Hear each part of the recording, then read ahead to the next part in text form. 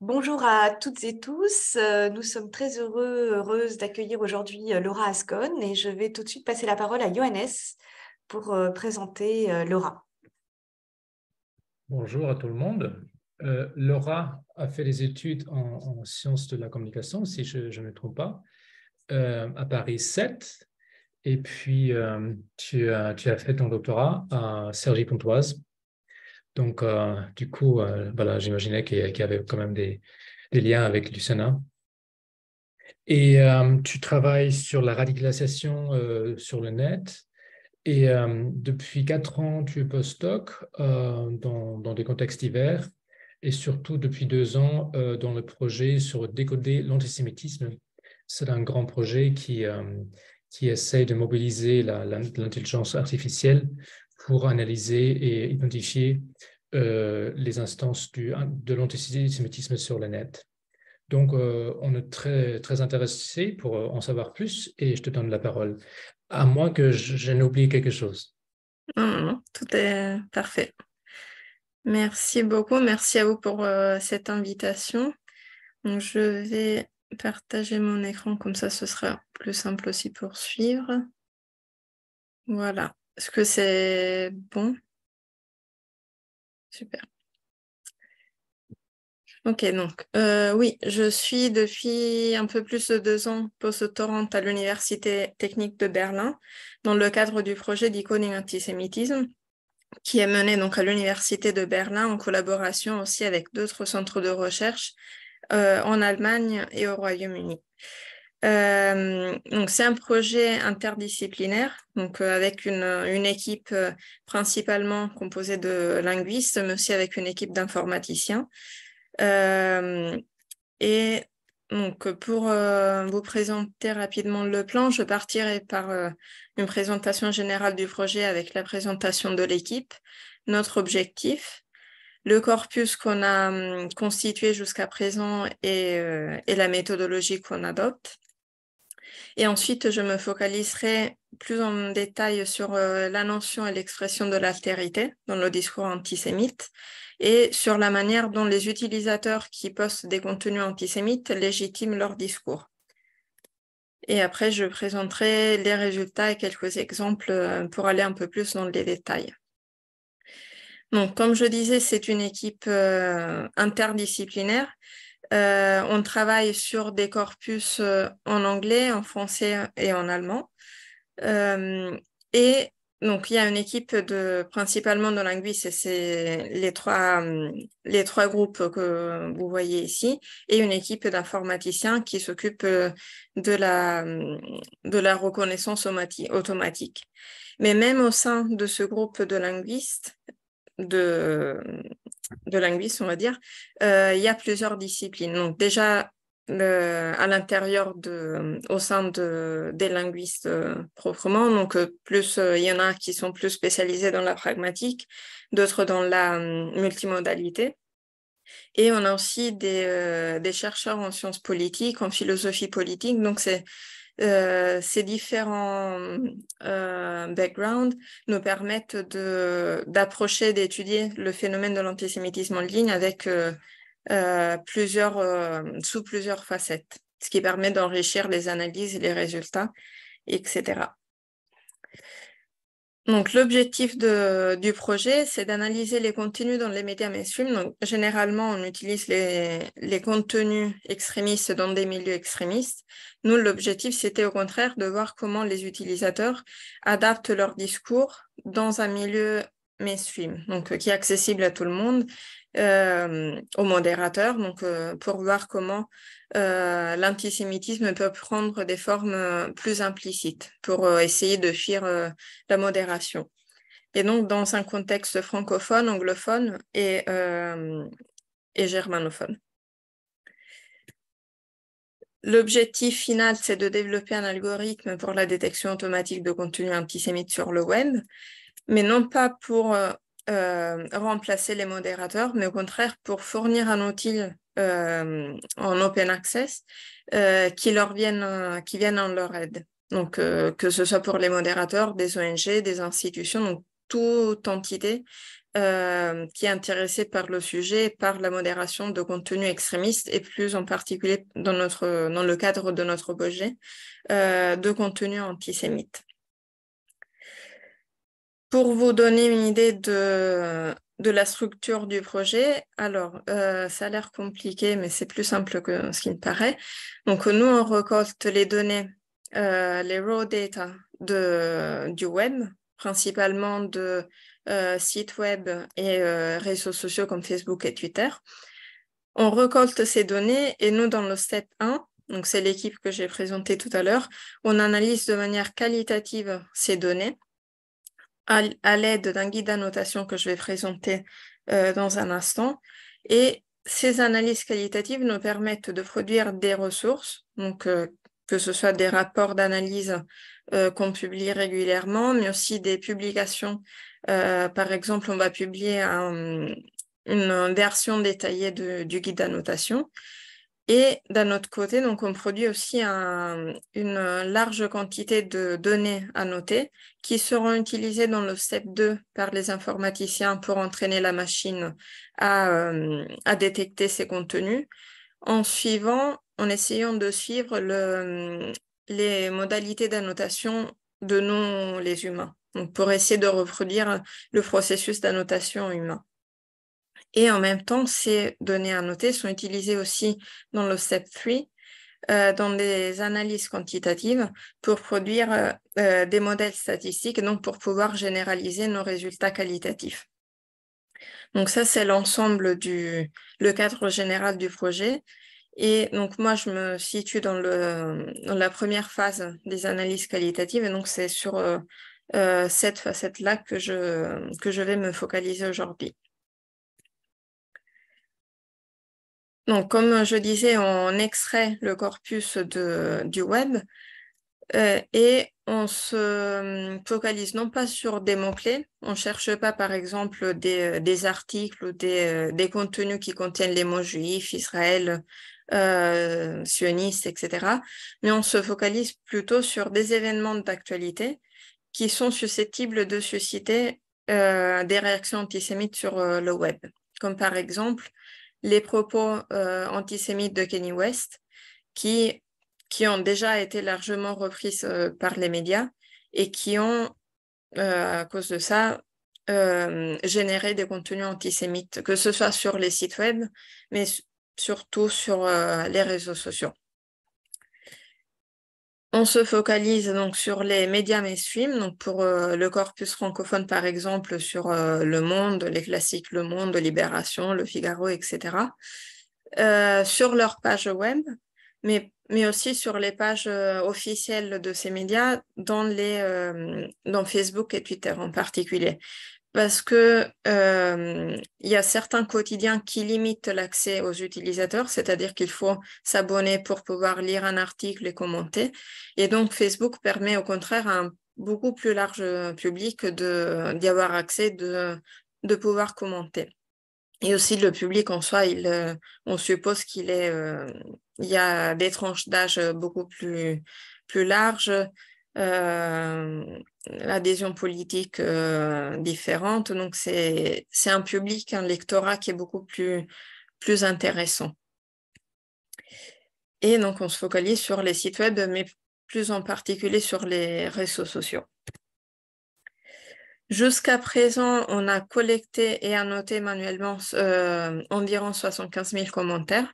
Donc, c'est une large base de données. Bien sûr, sur ces 75 000 commentaires, il y a juste un pourcentage de commentaires qui sont antisémites. Et on a des événements donc, qui sont des événements internationaux comme le conflit arabo-israélien qui ont été analysés dans les 3 pays, donc France, Royaume-Uni et Allemagne, et qui nous ont permis de comparer les réactions à ces événements dans les 3 pays. On a aussi des événements qui sont plus nationaux, comme pour le cas de la France, les manifestations contre le pass sanitaire, et plus en particulier les pancartes antisémites qui sont apparues lors de ces manifestations. Et on a également des sous-corpus qui se focalisent non pas sur des événements, mais sur des cas spécifiques liés à des personnes. Dieudonné, par exemple, pour la France, Kanye West, pour un événement plus international et qui permettent aussi de voir comment les utilisateurs réagissent de manière différente à ces différents sous-corpus. Donc, on revoit ici les différentes étapes de l'analyse. Nous, pour l'analyse qualitative, on se focalise sur les formes explicites et implicites de l'antisémitisme en ligne, parce que, comme je disais tout à l'heure, surtout sur les réseaux sociaux et les médias, les milieux mainstream, les utilisateurs savent qu'un propos explicitement antisémite sera potentiellement censuré, supprimé, signalé. Donc, on verra si... après, on ne peut pas savoir si le commentaire est exprimé implicitement, exprès pour fuir la modération, mais on pourrait supposer que c'est l'une des raisons pourrait être celle-ci. Et on verra comment les stéréotypes, que ce soit les stéréotypes plus classiques ou les stéréotypes plus récents, sont mobilisés, verbalisés. Et on verra aussi s'il y a des liens qui peuvent être établis entre le type de stéréotypes qui sont mobilisés et l'événement qui les suscite, qui les génère.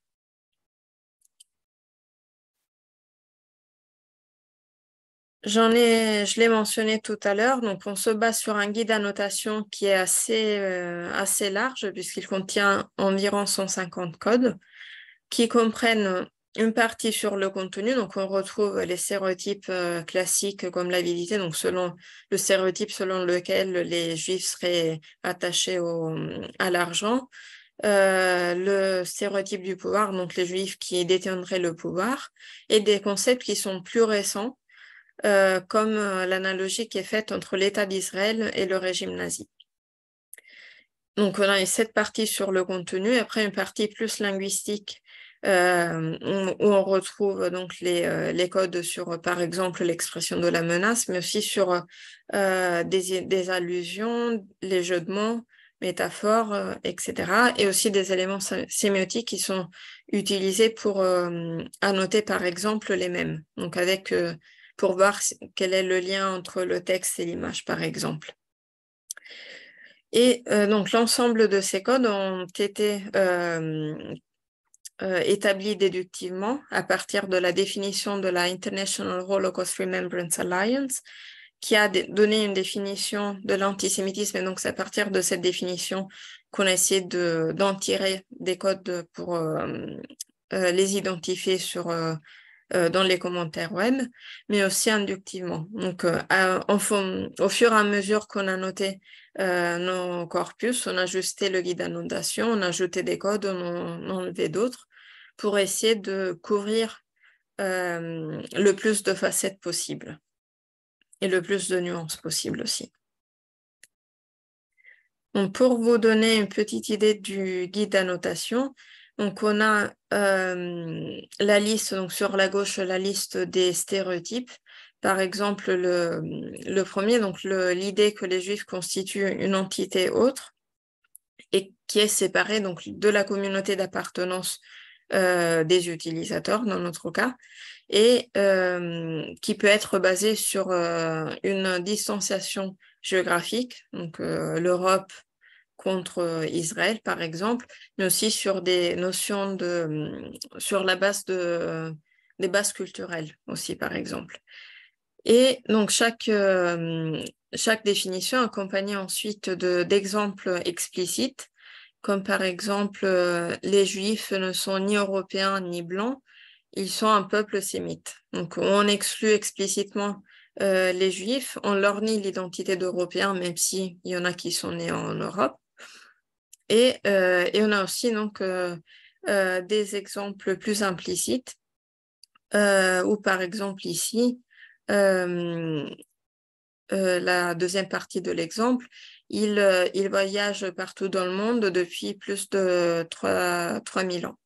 Donc, encore une fois, on leur nie une identité nationale et on fait référence à l'idée que les Juifs sont un peuple errant qui n'ont pas un pays et qui par conséquent, ne peuvent pas être fidèles au pays où ils habitent. Et après aussi, le stéréotype le plus classique du juif, des Israéliens d'Israël qui représentent le mal absolu, qui commettent par exemple un génocide contre les Palestiniens, etc. Et donc à chaque fois, ces stéréotypes sont accompagnés d'exemples explicites, implicites.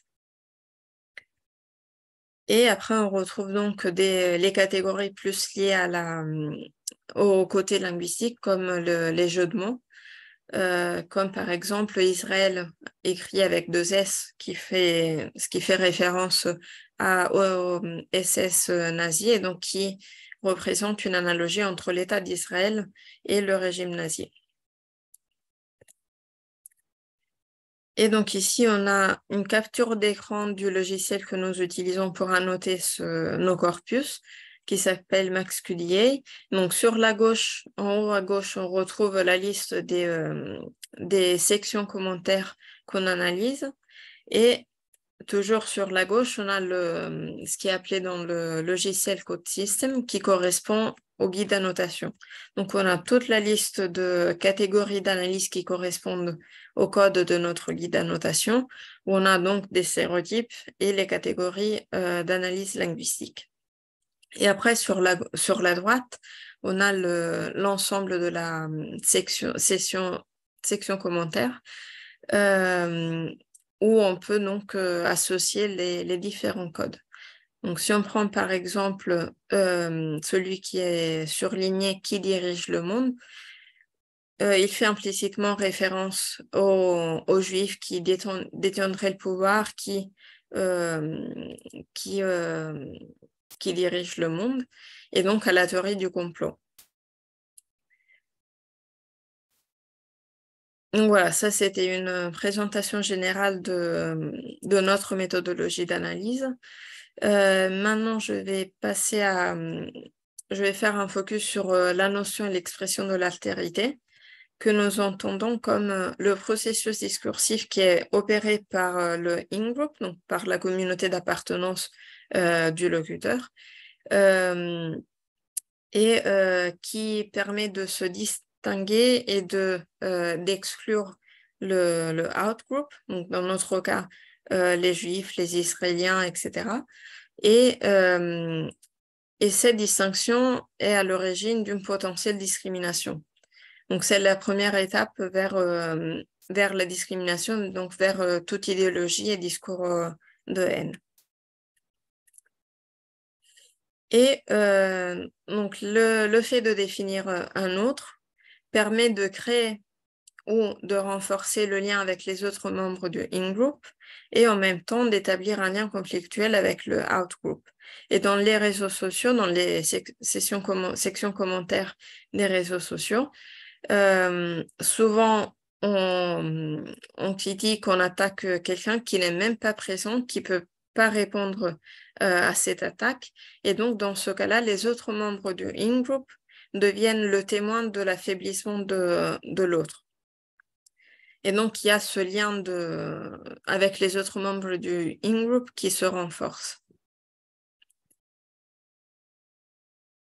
Et le fait de considérer le juif comme l'autre est le stéréotype le plus ancien sur lequel se construisent tous les autres stéréotypes, mais aussi sur lequel se construisent tous les discours de haine. Parce que c'est la première étape vers l'identification de l'autre, donc, et la distanciation et jusqu'à arriver à leur nier une identité. Donc, pour vous donner quelques exemples plus concrets, donc, tous les exemples que je présente ici sont extraits du corpus, de différents corpus qu'on a analysés. Donc, vous n'êtes pas européen, rentrez chez vous, ce n'est pas votre pays. Donc, ici, on a une distanciation spatiale, donc on a les Européens et votre pays qui sous-entend Israël, et aussi l'incitation à rentrer chez vous, donc à se distancier, à s'éloigner de la communauté d'appartenance. Donc ici, les Juifs sont perçus comme un autre, qui ne sont pas européens. Et contrairement à cet exemple où Israël est reconnu parce que l'utilisateur souhaite que tous les Juifs rentrent en Israël, dans ce deuxième commentaire, l'utilisateur nie l'existence d'Israël. Israël n'est pas un pays, c'est une colonie de personnes qui viennent principalement de l'Europe de l'Est et des États-Unis. Donc l'existence d'Israël est niée, et encore une fois, les Juifs ne sont pas présentés comme une communauté homogène, mais plutôt comme une colonie, donc un État qui n'est pas légitime et qui n'a pas une identité nationale légitime. Donc, ces deux exemples-là étaient des exemples explicites, mais comme je disais tout à l'heure, on a aussi des commentaires qui sont beaucoup plus implicites, comme celui-ci. Donc, les sionistes ne comprennent pas l'ironie anglaise. En le lisant comme ça, on pourrait dire que c'est juste un constat. C'est d'ailleurs un énoncé qui était prononcé par Jeremy Corbyn, qui était le leader du Parti laboriste en 2018, si je ne me trompe pas, au Royaume-Uni, et qui faisait référence aux Juifs qui vivaient au Royaume-Uni. Donc, il y a déjà un amalgame entre Juifs et sionistes. Et ici, la distanciation est opérée au niveau culturel, pas au niveau géographique. Et donc, il sous-entend que les Juifs n'auraient pas les moyens culturels pour pouvoir comprendre l'ironie anglaise, qui est un élément crucial de la culture anglaise. Et après, on a des commentaires qui sont encore plus implicites, comme celui-ci, où le « il » qui fait référence aux Juifs est écrit entre 3 parenthèses. Et donc, c'est l'idée qu'il y a un écho de quelqu'un, donc des Juifs dans notre cas, qui ne peut même pas être nommé. Et on retrouve, toujours dans la même idée, on retrouve souvent des citations qui sont attribuées à Voltaire de manière erronée. Pour savoir qui détient le pouvoir, il suffit de voir qui on ne peut pas critiquer. Et toujours dans la même idée, la question qui fait référence à une interview du général Delaware, il me semble, qui avait répondu au présentateur qui lui avait demandé de qui vous parlez.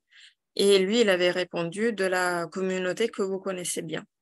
Donc, on a l'impression que l'autre, donc les Juifs, c'est un groupe qui est bien identifié, bien reconnu, mais on a l'impression qu'on peut pas en parler, on ne peut pas les nommer.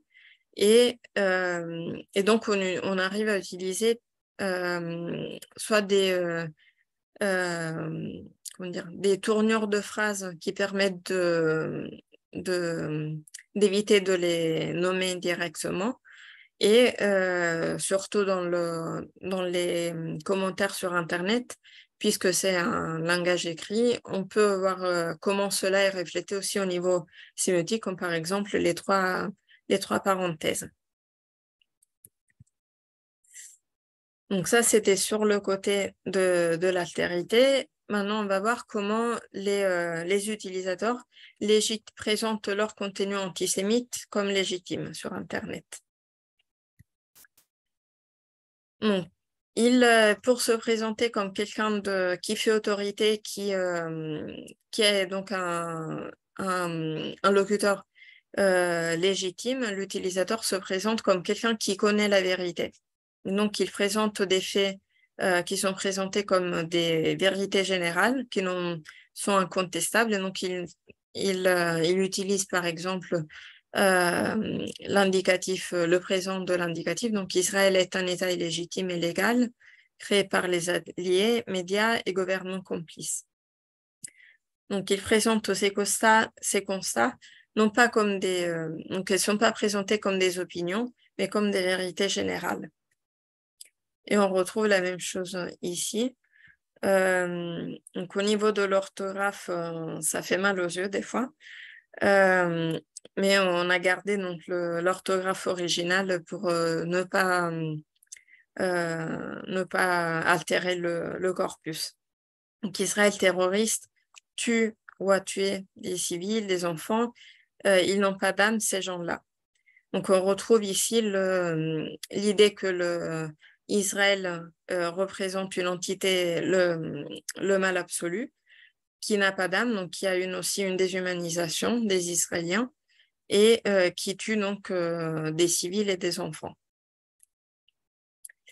Donc, il se présente comme quelqu'un qui détient la vérité et des fois, il met en avance le fait que lui, il la dévoile, que les médias, ils essaient de la cacher, les gouvernements aussi, ils essaient de la cacher, et lui, il se met à la place des journalistes en dévoilant la vérité. Par exemple, les médias corrompus, il faut écrire les choses telles qu'elles sont. Et entre guillemets, Israël, un État imaginaire, terroriste, etc. Donc, il accuse les médias de cacher la vérité et lui, en se mettant en se citant lui-même, il se présente comme journaliste, donc comme une figure qui fait autorité et qui détient la vérité, qui la dévoile aux autres utilisateurs. Il utilise aussi l'évidence, donc pour appuyer ses propos, il fait référence à des éléments qui sont visibles par tout le monde. Par exemple, si vous êtes à Tel Aviv, sûrement vous avez vu les vidéos des Juifs qui reconnaissent de voler des maisons des Palestiniens, stealing houses. Et donc, vous avez vu les vidéos. Donc, dans ce type de discours antisémite, mais aussi dans des discours anti-migrants, par exemple, on peut avoir des expressions comme on le voit dans les rues, les médias nous mentent, vu tout ce qui se passe, on ne peut pas le nier. Donc, avec la référence à quelque chose qui est évident et qui est sous les yeux de tout le monde et qui ne peut pas être nié. Et l'utilisateur peut s'appuyer aussi sur des figures d'autorité qui peuvent être le droit international. Par exemple, selon le droit international, Israël n'a aucun droit sur Jérusalem. Son occupation est donc reconnue comme illégitime par l'ensemble de l'humanité. Donc, on retrouve le droit international, par exemple, des rapports d'ONG, d'institutions, les chiffres. Il y avait un commentaire, les chiffres parlent, on ne sait pas de quels chiffres, mais ils font référence à des choses c'est difficile de contester. Et il y a aussi des commentaires où les utilisateurs, non seulement ils détiennent la vérité, ils savent aussi ce qui se passera dans le futur. Comme par exemple, la fin d'Israël s'approche. Donc ici, on a c'est ce commentaire qui a un ton menaçant, donc sur la fin d'Israël, donc la destruction d'Israël. Donc il s'agit on le verra tout à l'heure, c'est pas une catégorie qui est très fréquente, mais qui est utilisée surtout on l'a retrouvée surtout en lien avec le conflit arabo-israélien. Donc toujours avec la fin d'Israël, les Israéliens vont perdre la bataille, des choses comme ça. Et l'utilisateur donc, qui se présente comme quelqu'un de légitime, il se présente tellement légitime qu'il arrive qu'il peut donner des obligations à Israël même. Israël doit rendre au peuple palestinien leur territoire. Les États-Unis doivent être sanctionnés pour soutenir les armées et armer un État illégitime colonisant un pays qui n'est pas à eux. Donc, l'utilisateur, il exprime des obligations qui ne peuvent pas être réalisées parce qu'il s'adresse à deux pays. Mais en exprimant ces obligations, il se présente comme étant en position haute et moralement légitime pour pouvoir dire ce qu'il faut faire et ce qu'il ne faut pas faire, et donc pour reconnaître ce qui est bien et ce qui est mal. Et on retrouve beaucoup de questions rhétoriques. Par exemple, il se défend en butant des gamins, donc ça implique qu'il tue des gamins déjà, donc il y a l'idée que les Israéliens représentent le mal, Et l'idée aussi que ce n'est pas une défense, mais que c'est une attaque volontaire contre les Palestiniens et en particulier contre des enfants. Et on verra que ces questions rhétoriques sont très, très utilisées pour exprimer des propos antisémites de manière implicite. Et une autre stratégie qui leur permet d'exprimer ces propos de manière implicite est le sarcasme. Par exemple, bien sûr, tuer des enfants, ça fait partie de la défense. Bravo, bravo les nazis. Donc, c'est exactement la même idée que l'exemple précédent, avec l'idée qu'ils tuent des enfants, non pas pour se défendre, mais pour une attaque gratuite, on va dire. Et après, il y a aussi cette analogie entre l'État d'Israël et les nazis. Ou alors, c'est fou qu'un faux pays puisse tuer des innocents. Donc, un faux pays, l'idée qu'Israël n'est pas légitime et qu'il représente le mal puisqu'il tue des innocents. Donc, pour avoir une vision plus globale de l'ensemble de ces catégories, donc déjà, ce ne sont pas des catégories qui sont sur le même plan, c'est-à-dire qu'il y en a qui sont sur le plan plutôt du contenu avec la notion de vérité, des plans qui sont plutôt sur des stratégies qui sont plus sur le plan de la forme, donc avec l'obligation ou le sarcasme ou la question rhétorique. Et on voit qu'il y a donc on retrouve les mêmes stratégies dans les trois sous-corpus qu'on a ici. Donc, il s'agissait donc du conflit arabo-israélien, du pass sanitaire, donc les manifestations contre de l'invasion russe de l'Ukraine. Donc, c'est trois événements différents où on a un événement qui concerne Israël, donc un événement international qui concerne Israël, un événement national francophone et un événement international qui, à la base, n'a pas de lien avec Israël.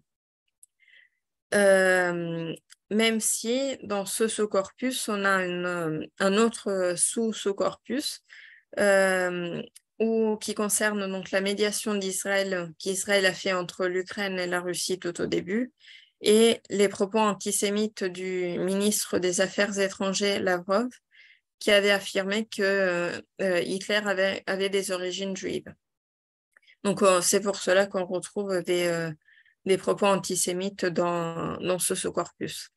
Et donc, on voit que les stratégies sont les mêmes dans tous les corpus, sauf pour l'avant-dernière catégorie, appel à Dieu, qu'on retrouve seulement dans le cas du conflit arabo-israélien, très probablement parce qu'il y a en jeu la question de la religion entre les Palestiniens et les Israéliens.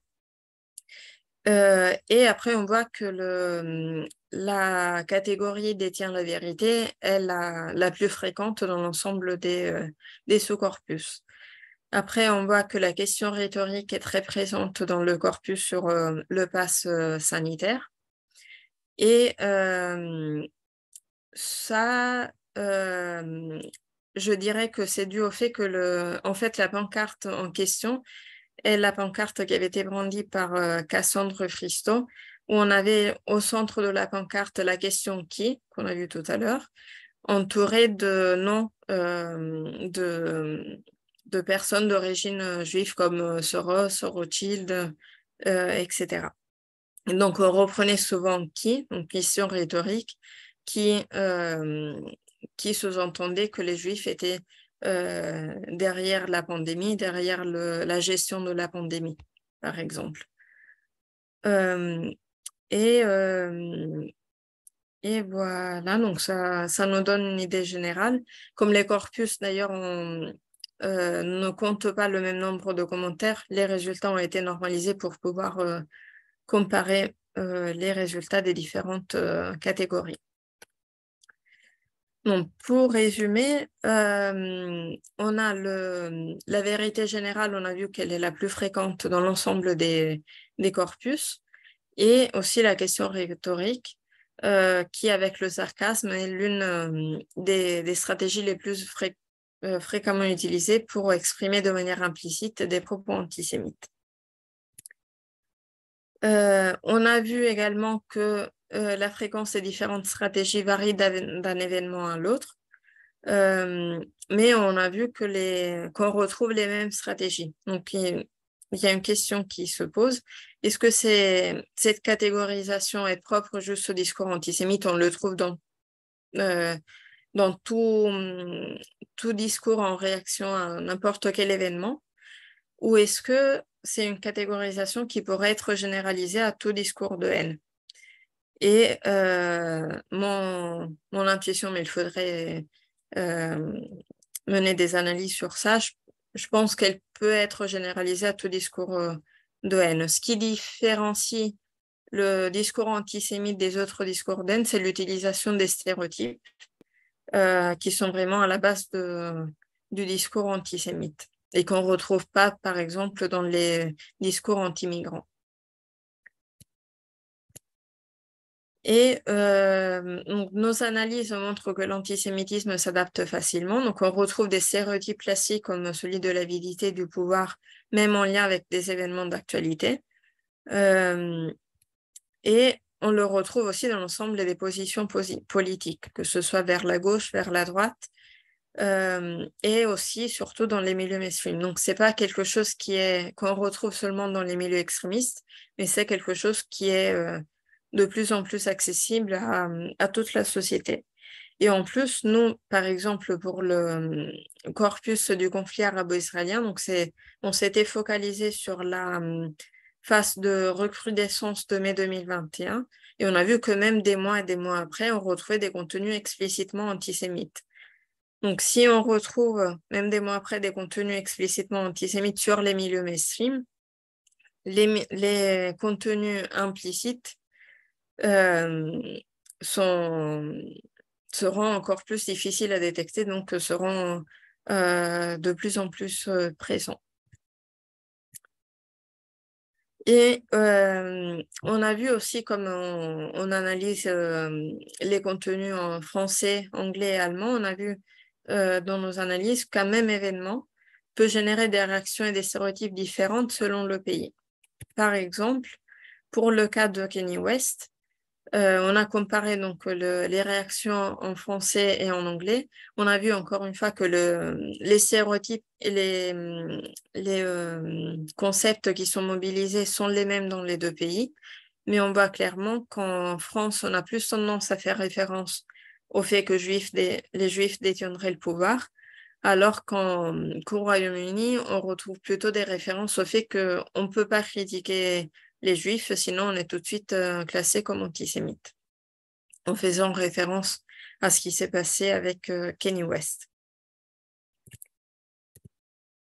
Et on a vu qu'il y a aussi des liens entre les événements qui sont analysés et les stéréotypes qui sont mobilisés par les utilisateurs. Et donc, ces liens pourraient nous aider à prévoir des tendances pour des événements qui pourraient avoir lieu dans le futur et donc adapter aussi la modération. Par exemple, si un événement qui concerne Israël, on aura plus tendance à trouver des stéréotypes en lien, par exemple, avec le génocide commis par Israël ou le fait qu'Israël n'est pas reconnu comme un État légitime, des analogies entre les nazis et les Israéliens, etc. Donc, on espère pouvoir, avec ces résultats, d'arriver à prévoir et anticiper un peu les discours antisémites.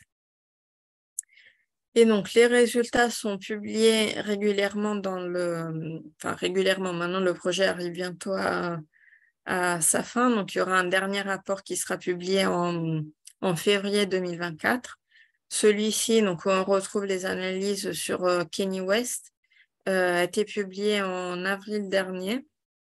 Et on retrouve plus en détail donc, les analyses qualitatives qui ont été menées sur le corpus de Kanye West en anglais et en français, sur la Coupe du monde de football, parce qu'il y avait eu aussi des propos antisémites qui avaient émergé lors de la Coupe du monde, et sur les élections législatives israéliennes.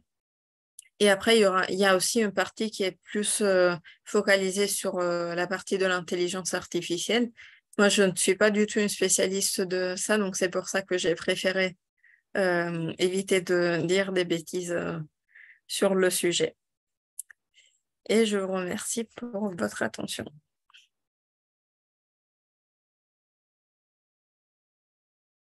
Merci beaucoup, Laura, pour cette présentation très riche et très claire.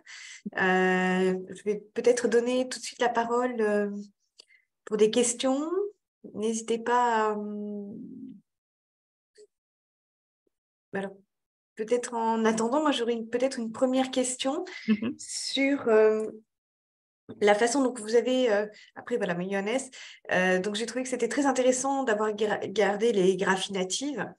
Et donc, je me demandais si dans justement ce processus d'identification des énoncés antisémites, est-ce que vous tenez compte justement de ces différentes graphies possibles? On a vu bon, les parenthèses pour il, parce que sur certains sites justement modérés, les utilisateurs ont des termes proches mais orthographiés différemment pour justement pas être identifiés. Donc, est-ce que c'est le cas pour vous? Et donc, je me demandais si pour établir ces typologies d'énoncés antisémites, vous l'avez évoqué, mais je voulais être sûre, vous avez d'abord regardé des sites pour identifier des énoncés, c'est ça, des formes de, de prise de parole antisémite ou voilà, comment avez-vous procédé et quels étaient un peu les choix opérés?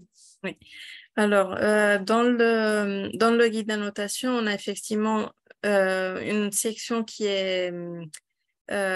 permet de dire si dans le commentaire, il y a les utilisateurs mentionnent les Juifs, les Israéliens, les sionistes, Israël, des personnes qui sont reconnues comme Juifs, Israéliens, etc.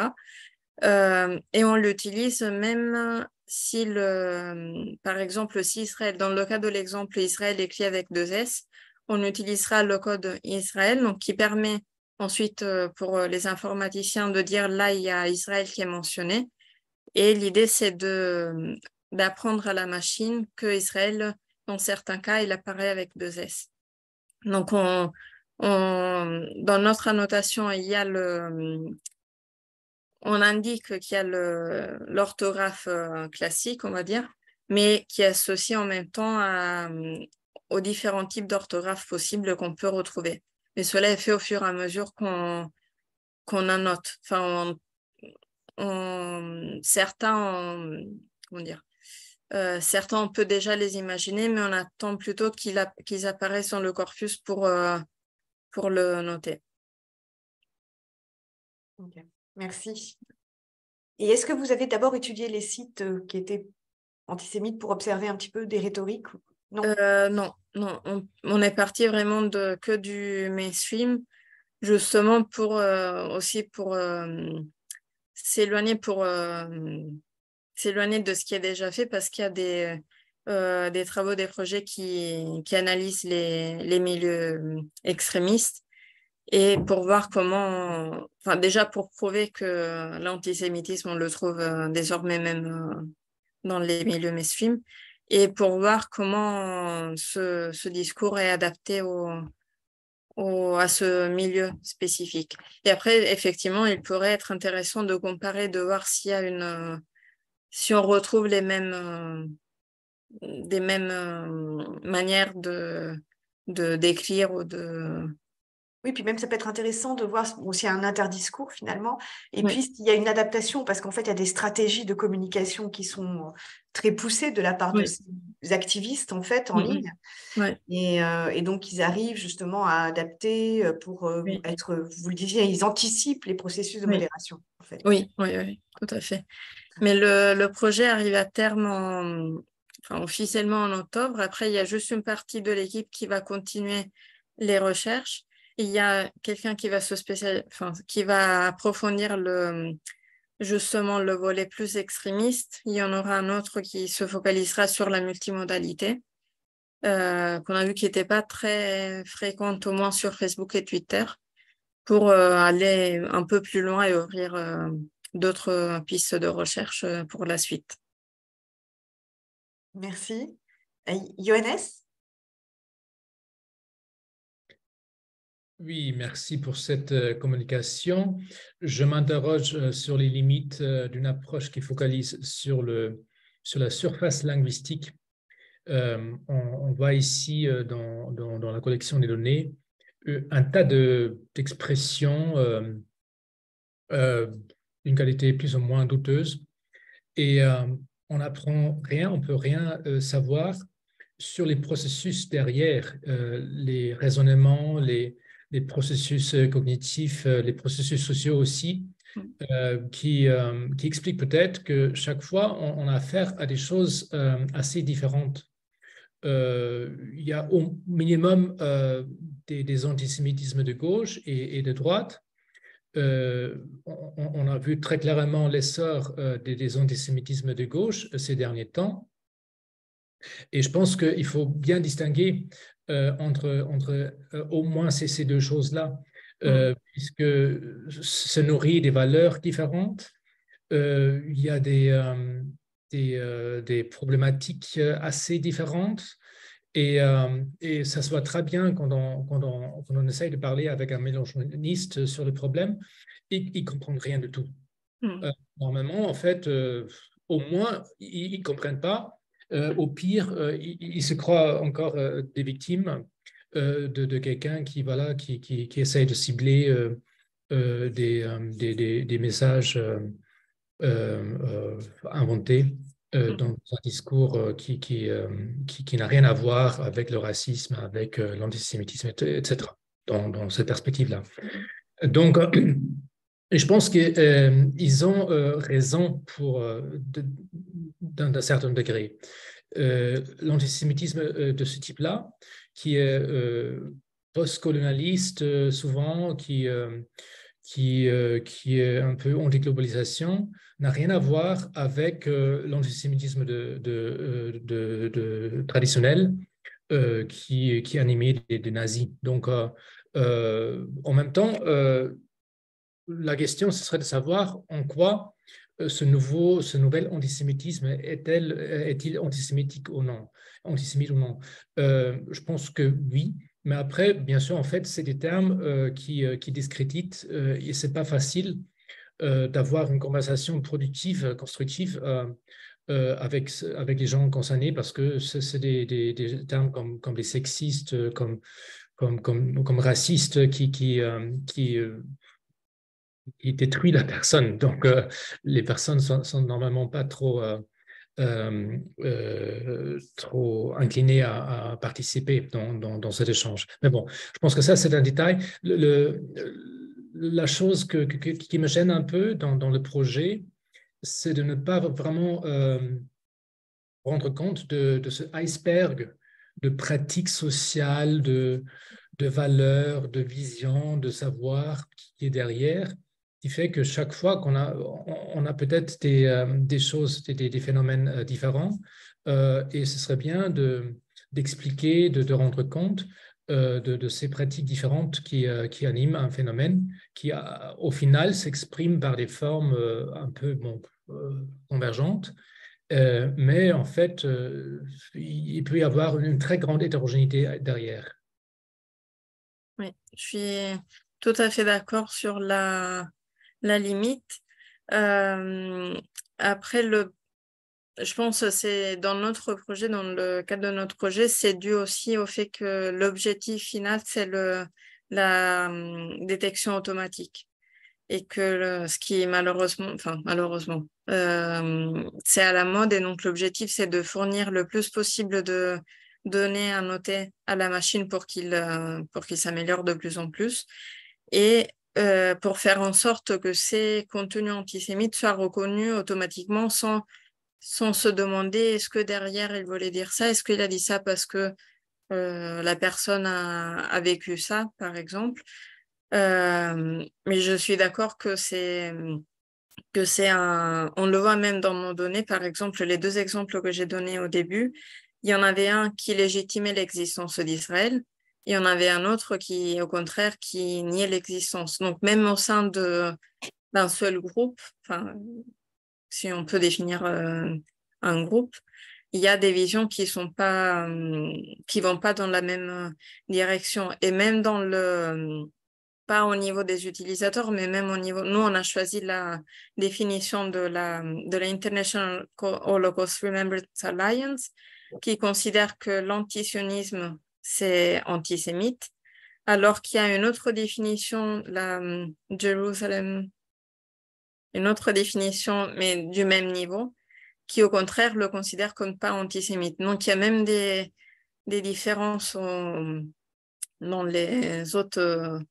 dans la hiérarchie, au niveau élevé de la hiérarchie, et donc encore plus dans les utilisateurs. Mais je suis d'accord qu'il serait intéressant de pousser encore plus loin cette analyse. Après, sur les réseaux sociaux, peut-être c'est difficile aussi d'avoir le contexte des utilisateurs. Des fois, il y a des échanges entre deux ou plusieurs utilisateurs, donc on arrive à peu près à suivre le raisonnement qu'il y a derrière. Mais le plus souvent, des fois, il y a juste un commentaire qui est publié. Après, la personne, elle disparaît. Et toujours dans l'idée de la détection automatique, nous, on essaie de pas trop aller chercher les commentaires précédents ou qui suivent du même utilisateur pour essayer de se mettre à la place de la machine, d'essayer d'analyser chaque commentaire. Et même nous, on est 9 dans l'équipe qualitative, on va dire. Et des fois, on passe des heures et des heures sur un seul commentaire pour dire est-ce que c'est antisémite ou pas. Donc, il y a tellement de nuances. Et encore, je crois que c'est impossible de vraiment creuser dans les phénomènes si on reste au niveau linguistique. Oui. Parce que oui. Ça peut être voilà, plein de choses. En fait, les traces linguistiques, ça peut être des produits aussi des machines, ça peut être motivé, ça peut être un accident. Ça peut être nourri de voilà, toutes sortes de choses différentes.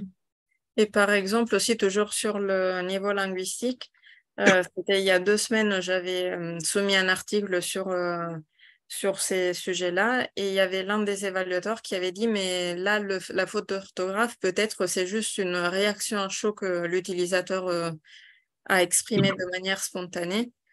Et donc pas une stratégie, il n'a pas commencé à penser je vais écrire ça de cette manière-là parce que comme ça je vais influencer les autres, etc. Mais après, quand on voit la quantité de fautes qu'il y a, c'est impossible aussi de dire est-ce que c'est une réaction à chaud, est-ce que c'est le niveau de français, est-ce que c'est un étranger, est-ce que c'est difficile surtout que les pseudonymes souvent, ils sont pas le nom réel de la personne. Donc là aussi, c'est difficile de savoir si c'est un Français, un étranger. Donc c'est... Ouais.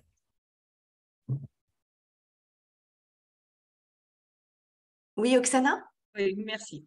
Moi, j'ai une question plutôt, comme je suis sociologue, donc chez moi, c'est les questions plutôt au niveau des statistiques. Est-ce que vous avez les corrélations entre les catégories que vous avez proposées, catégories différentes, notamment ce qui m'intéresse, au niveau de pourcentage, peut-être, est-ce qu'il y avait les commentaires plutôt présents, les commentaires où antisémitisme, c'est égal à antisionisme, ou c'est antisémitisme classique, c'est un peu en prolongation de ce que disait Johannes.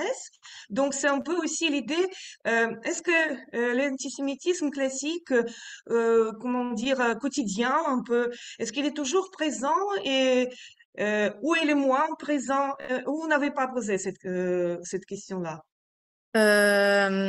C'est une question qui ne s'est pas posée en lien avec les catégories que j'ai présentées, mais qui a émergé avec l'utilisation avec la notation des différents stéréotypes.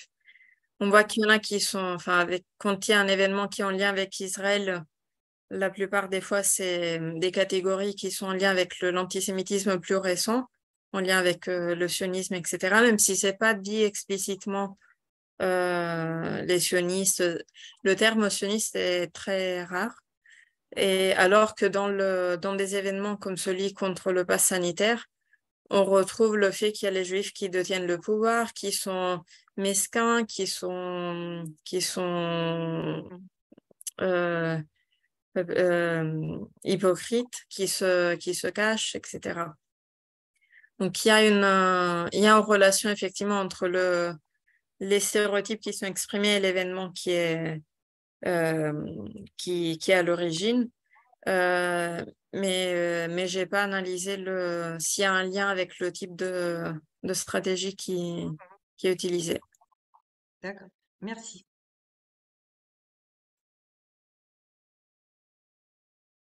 N'hésitez pas si vous avez des... Oui, Rachel? Bonjour à toutes et à tous et merci Laura pour cette présentation. Et je voulais vous demander, je voulais vous poser une question en fait parce que je sais que certains ont commencé à modifier les mots pour se cacher des intelligences artificielles et en créant une sorte de langage crypté, si vous voulez. Et je me rappelle plus des exemples, mais voilà.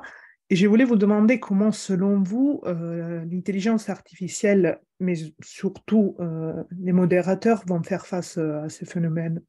Merci. C'est une très bonne question. Alors, comme je disais tout à l'heure, on essaie de fournir à la machine le plus d'occurrences de variétés possibles pour les différents termes juifs, israéliens, etc. Après, d'un terme technique, je ne saurais pas dire si ça va être possible, parce que ça, des fois, par exemple, je me demande si, par exemple, le il avec les 3 parenthèses apparaît aussi en lien avec d'autres entités. Donc, et d'un côté, je dirais oui, c'est possible, d'un point de vue technique. D'un autre côté, je suis un peu partagée. D'un côté, j'espère que c'est possible. D'un autre côté, je me dis, si la machine arrive à faire ça, le rôle des linguistes, qu'est-ce qu'on va devenir? Mais il y a un autre membre du projet, Alexis Chaplan, qui est dans l'équipe française et qui, lui, il a étudié beaucoup le discours de Dieudonné et ce qu'il appelle la diodosphik, donc tout ce qui est le langage codé des fans de Dieudonné, donc avec l'ananas en référence à la Shoah, où on retrouve souvent l'index et le soleil pour dire que plus haut que eux, il n'y a que le soleil. Donc tout ce langage codé, lui, il appelle la grammaire, comment il appelait la grammaire codée, la grammaire... bref, pour dire qu'effectivement, il y a un langage qui est de plus en plus lié à une certaine communauté spécifique. Merci. Théophile? Oui, merci beaucoup pour votre présentation. C'était juste pour revenir sur une statistique que vous avez montrée tout à l'heure. Vous montriez que les questions rhétoriques et le sarcasme étaient beaucoup plus liés au pass sanitaire. Et je me demandais si vous aviez une explication par rapport à ça. Pourquoi est-ce que là, il y a eu comme ça une espèce de pic statistique? Je pense que c'est lié à l'événement parce que, comme je disais tout à l'heure, la pancarte, c'était surtout la pancarte de Cassandre Fisto qui était le sujet de l'événement. Donc, où il y avait la question qui était une question rhétorique. Et donc, il y avait beaucoup d'utilisateurs qui reprenaient ce qui et qu'on a dû coder annoter comme question rhétorique. Donc, souvent, c'était là. Donc, effectivement, ça peut fausser un petit peu les résultats. D'accord, merci.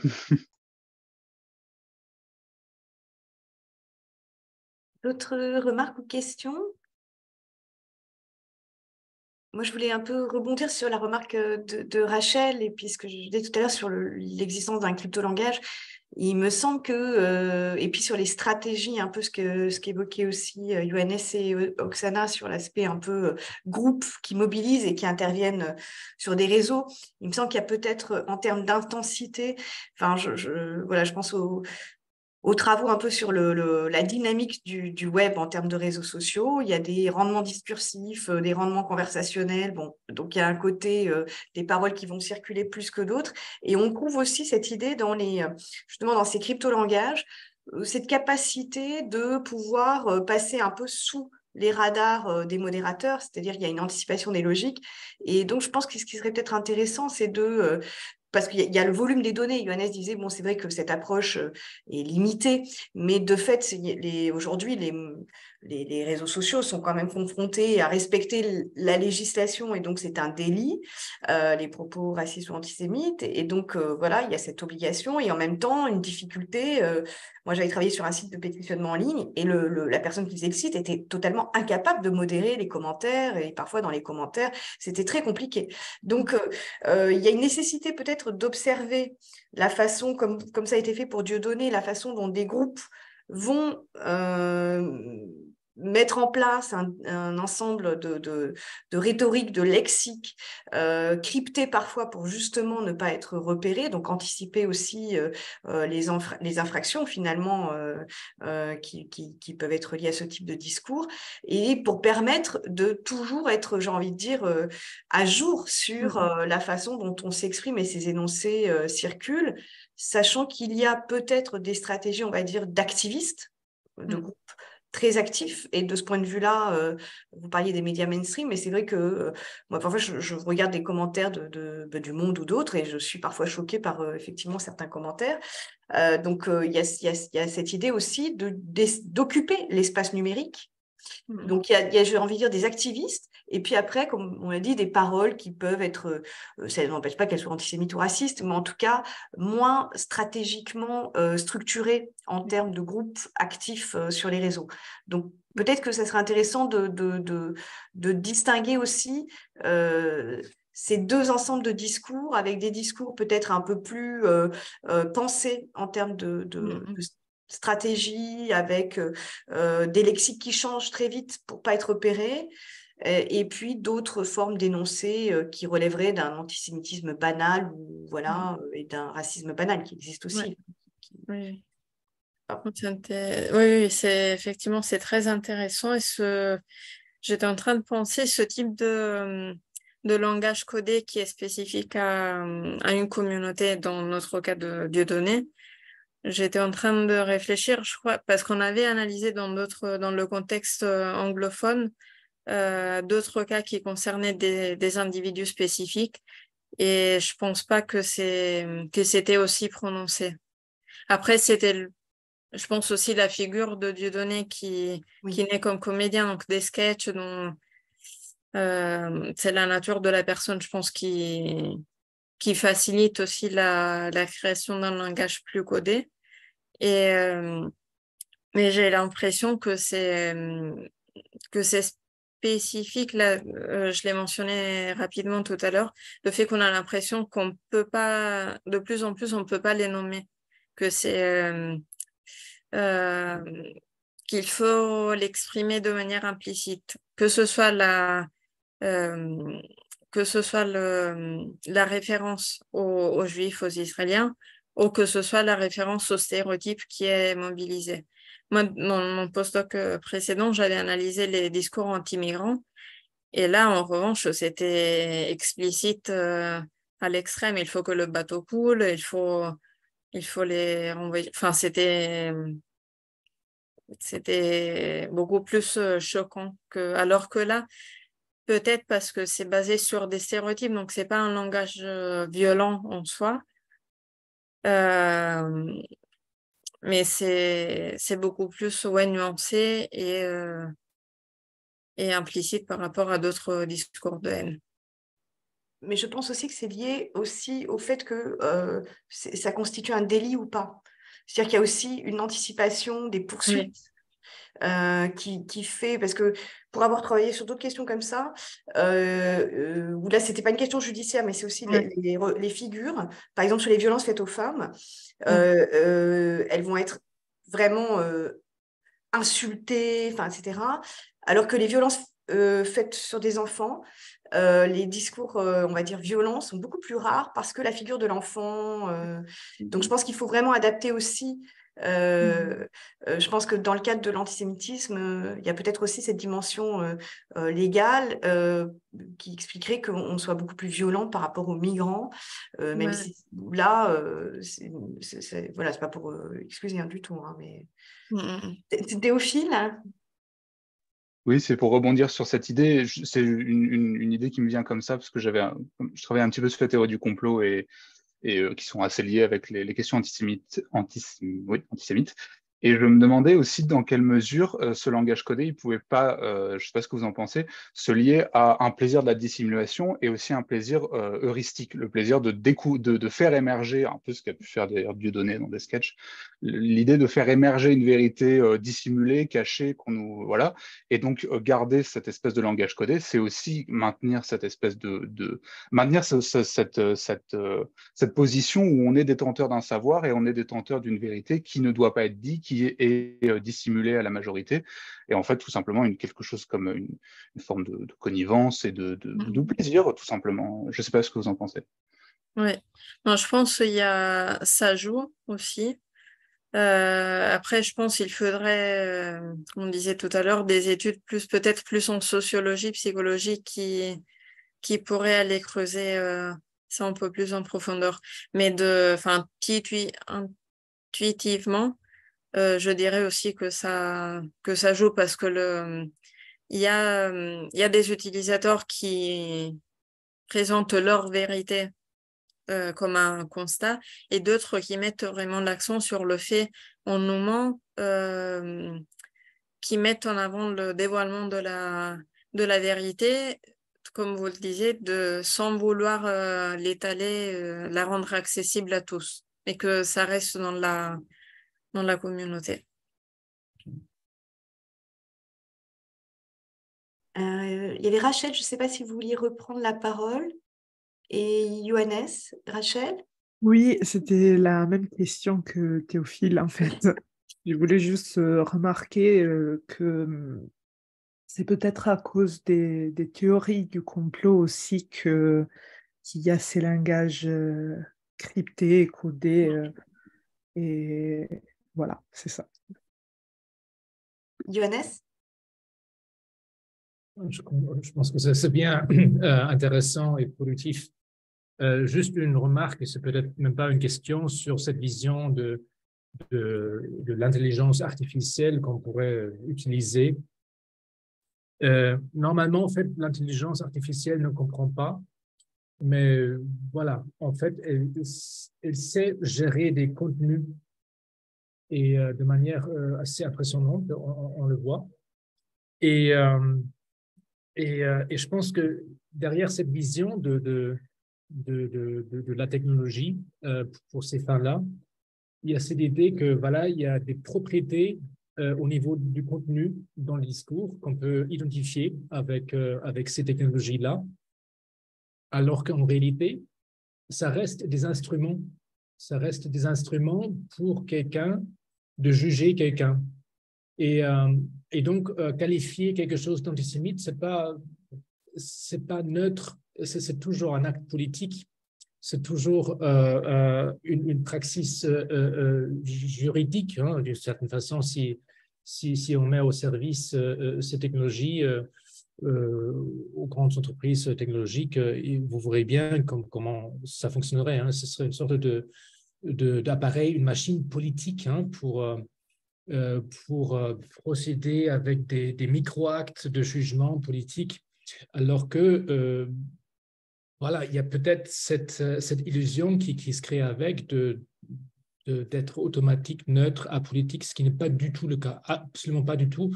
Et on voit toutes les controverses à propos des trolls de la manipulation des grandes machines de l'opinion politique. On est tout à fait conscient que voilà, ces technologies ne sont pas du tout neutres et du coup, votre technologie dans le projet ne le serait pas non plus. C'est la même chose. Hein. Oui. C'est pas la même chose, hein, pas du tout, mais c'est la même problématique hein, que derrière cette façade de l'objectivité scientifico-technologique, il y a quand même voilà, des enjeux politiques absolument irréductibles. Hein. Mm, mm. Oui, je suis tout à fait d'accord. Oui. Parce que même, oui, si on dit la machine, elle comprend pas, elle est neutre, sauf que c'est nous qui lui donnons les données qui sont annotées. Donc oui, tout à fait d'accord. Mm. Oui, d'ailleurs, pour rebondir sur ce que tu dis, Yoann, c'est clair. Et d'ailleurs, je trouve que c'est intéressant de voir la façon dont justement des groupes anticipent ces logiques politiques finalement des machines pour mettre en place des pratiques subversives. Vous avez abordé, Laura, les mèmes, mais on voit que parfois c'est un mème qui va permettre de sémantiser l'énoncé, surtout quand il est ironique ou du sarcasme. Donc on voit qu'il y a des stratégies pour justement ces machines qui finalement sont aveugles, hein, enfin, qui ne pensent pas, donc qui ne peuvent pas vraiment comprendre la portée d'un contenu, mais qui de manière automatique, systématique, essaient de détecter des contenus qui seraient répréhensibles. Mais on voit bien que voilà, c'est aussi l'enjeu politique, c'est aussi de contourner ces entraînements de machines. Après, c'est un peu insoluble, j'ai envie de dire, parce que c'est vrai qu'il y a aussi une production de contenu. Enfin, il y a eu beaucoup de travaux sur la modération qui est faite principalement par des humains.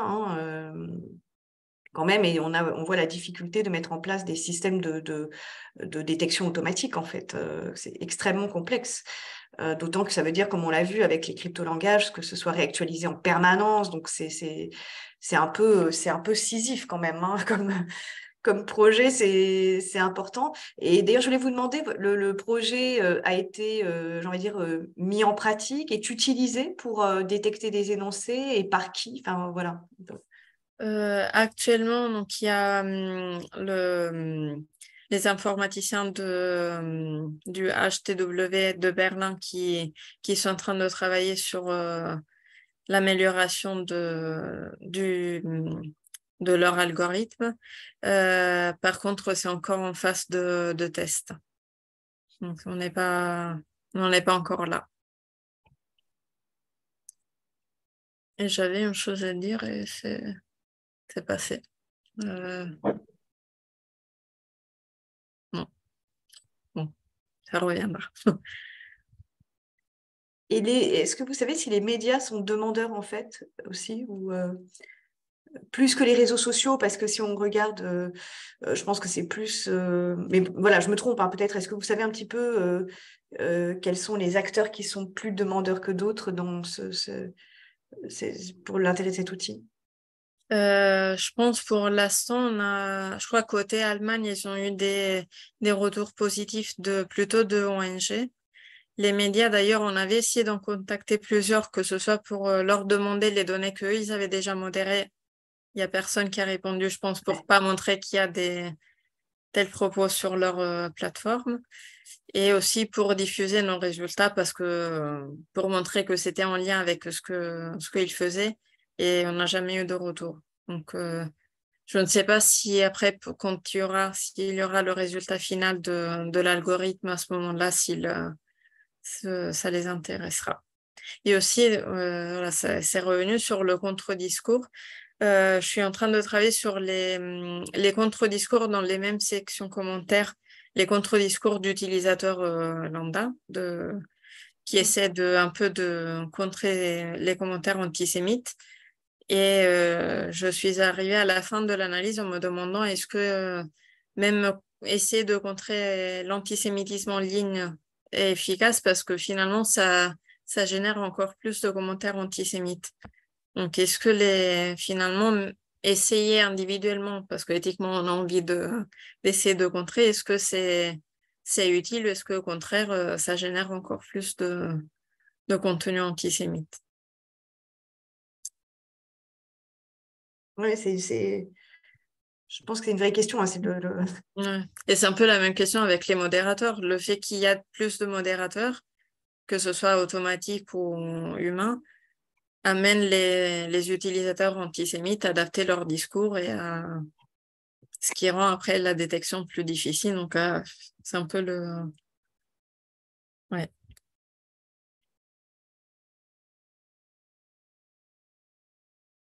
Et je pense que la perspective peut être pluridisciplinaire pourrait être intéressante parce que la science politique ou la sociologie qui travaille sur certains groupes, je pense que ce serait intéressant de faire des focus sur des acteurs, des comptes identifiés pour voir justement comment ça circule et comment ils adaptent éventuellement des discours à des dispositifs. On ne va pas s'exprimer de la même façon sur Twitter et Facebook et peut-être de voir la dimension, pour le coup, extrêmement orchestrée. Enfin, c'est vraiment de l'activisme en ligne. Enfin, de ce point de vue-là,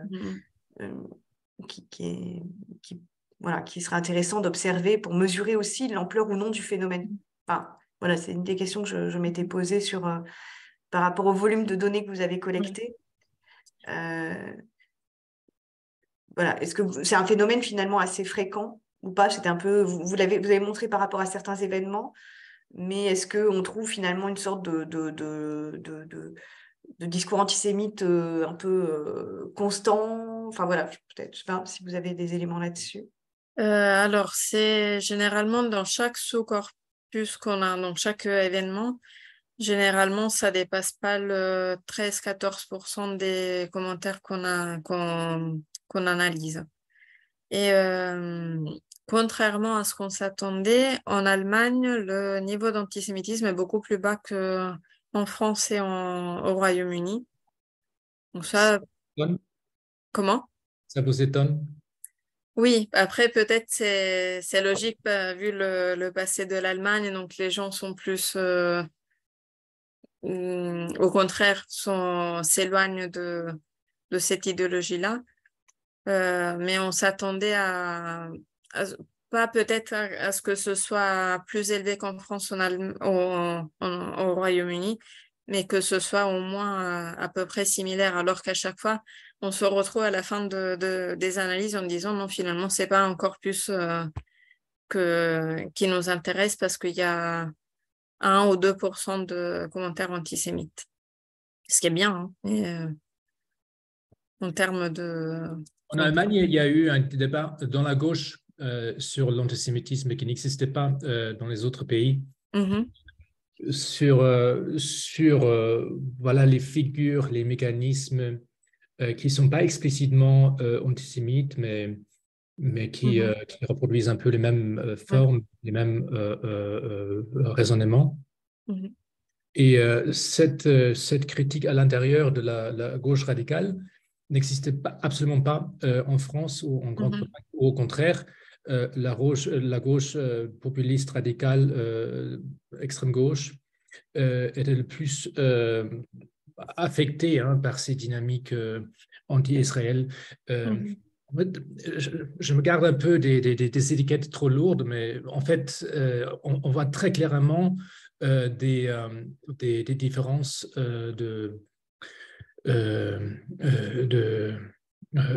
entre ces contextes-là.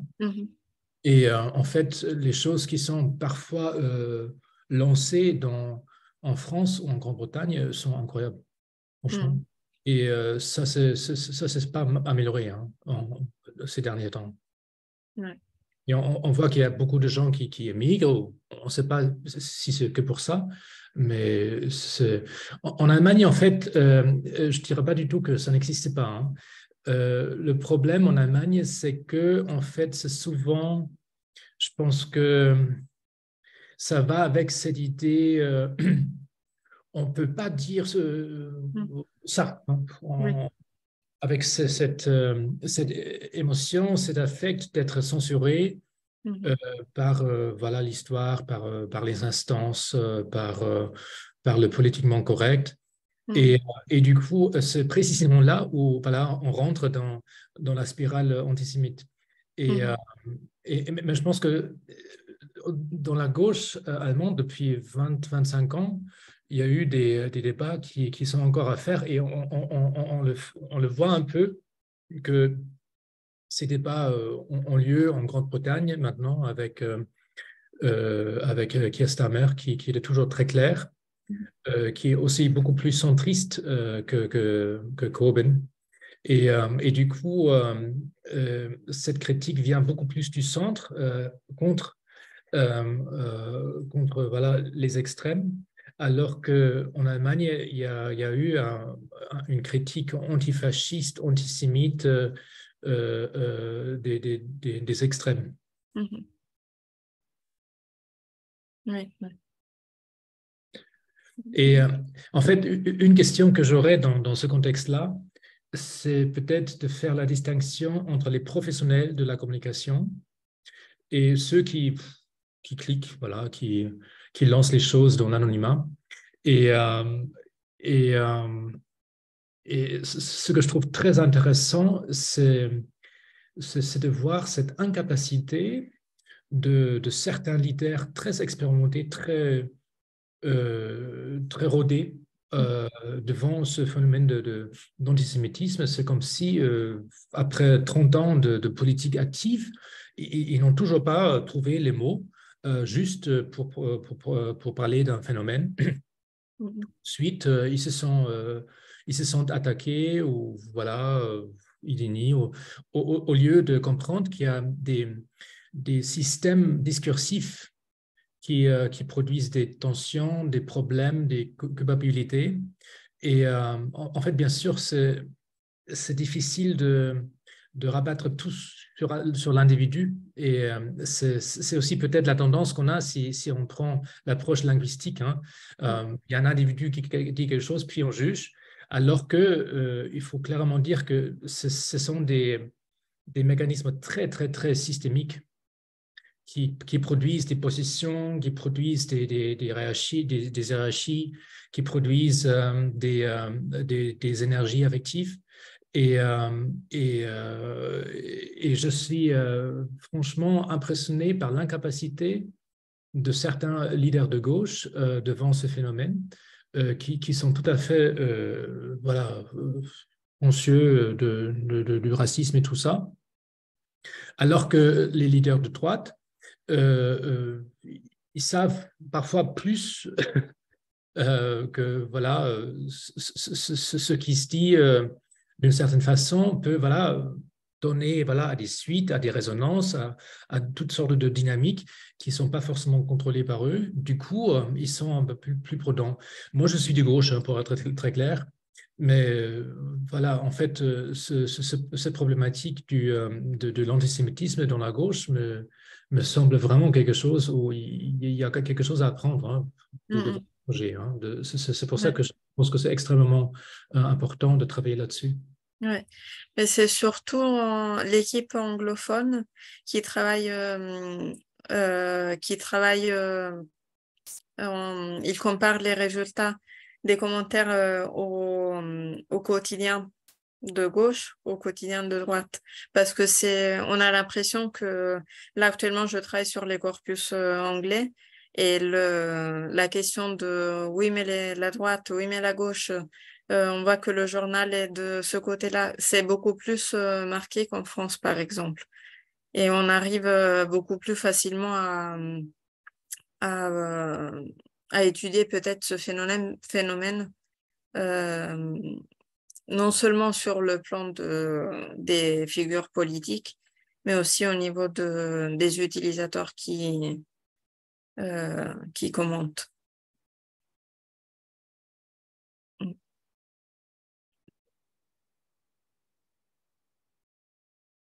Merci Laura, merci à tous et toutes. Je ne sais pas si vous voulez, si quelqu'une veut rajouter quelque chose, compléter. Non, mais en tout cas, voilà. Merci beaucoup Laura. Je vais arrêter l'enregistrement.